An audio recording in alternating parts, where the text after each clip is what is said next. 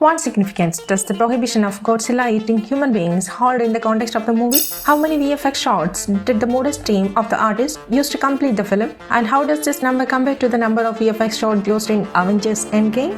What similarity does the ending of the film have to do with Godzilla, Mothra and King Ghidorah? Let's find out all the related facts about the movie Godzilla -1. Spoilers ahead. Welcome to Filmic Facts. When Godzilla attacked Toho Island, he beat down on the mechanics to kill them, but he didn't actually eat them.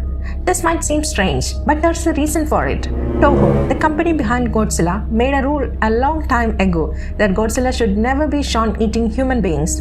This rule has been followed in all the Godzilla movies to make sure that Godzilla remains a powerful force of destruction without crossing a certain line. Have you ever wondered where the name of your favorite character comes from? In the case of Koichi, it was actually inspired by a real person. Koichi was a nod to Koichi Kawachida, a special effects director of the late 80s through the 90s Godzilla films. Kawachida was known for his incredible work bringing monsters to life on the big screen. Did you know that in the movie Godzilla -1, the iconic roar of Godzilla was actually the original roar played over loudspeakers? The crew didn't create a new roar, they just used the classic sound that fans know and love. So you know how Japan was already in a pretty rough spot after World War II, right? That brought Japan to zero. Well, when Godzilla showed up, things went from bad to worse, that is 0 to -1. The original tagline for the film even says it all. Postwar Japan from 0 to minus. According to Yamazaki, the American Godzilla is all about being monstrous and is portrayed as a powerful monster wreaking havoc wherever it goes. It's all about destruction and chaos with no deeper meaning attached to it. On the other hand, the Japanese Godzilla is viewed as more than just a monster.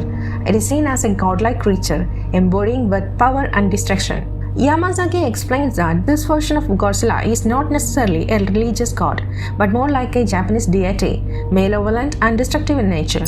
The creators wanted to pay homage to the classic suit-mation technique with the help of CGI, which is a combination of the words suit and animation. It's a Japanese filmmaking technique that uses a human actor in a monster costume to bring monsters to life on screen.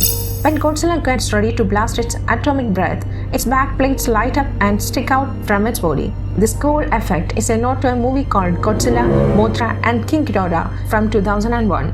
The way the light travels from the tail to the head is also inspired by the newer Hollywood Godzilla movies. Takashi Yamazaki must have been over the moon when he heard Spielberg's praise. He compared it to being praised by God. It's like getting gold star from the highest authority in the movie world. Director Takashi Yamazaki wanted to get everyone hyped up for the new Godzilla movie, so he thought of re-releasing old Godzilla movies, hoping to get fans excited and ready for the epic showdown. It was a way to bring back some nostalgia and remind everyone why they love these giant monsters so much. Godzilla's appearance in the film was closely based on the design seen in the 2021 CGI short film that accompanied the Godzilla the Ride amusement park attraction in the city of Tokorozawa. The short was also directed by Takashi Yamazaki. Believe it or not, the team behind the film didn't need a huge army of artists to bring the movie to life.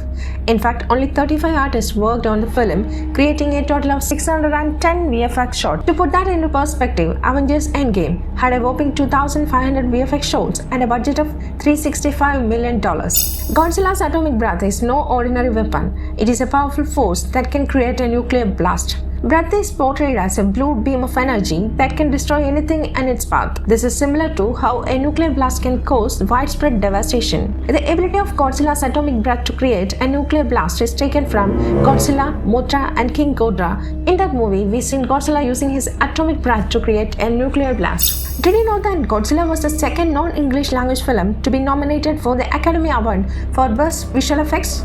The first one was All Quiet on the Western Front in 2022. And guess what? Godzilla was the first one to actually win. Director Takashi Yamazaki has revealed some exciting news about the mysterious black mark on Noriko's neck. It turns out to be none other than Godzilla's cells. So at the end of -1, something pretty interesting happens. It's actually similar to Godzilla, Mothra and King Ghidorah. In that movie, even after Godzilla's body is destroyed, his heart is still beating. Crazy, right? The island where Koichi lands his plane in the movie is called Toho Island. It's not a real place, but a made-up island that was first in the original Godzilla movie from 1954. The J7W Shinden is a really cool plane that was used in a movie. It was a special kind of fighter plane that the Japanese Navy made to intercept other planes. There were only 2 of these planes were ever made. One of them got wrecked, but the other one was sent to the United States to be tested. Now it's being kept safe by the Smithsonian Institution. Hope you liked the video. Please do like, share and subscribe.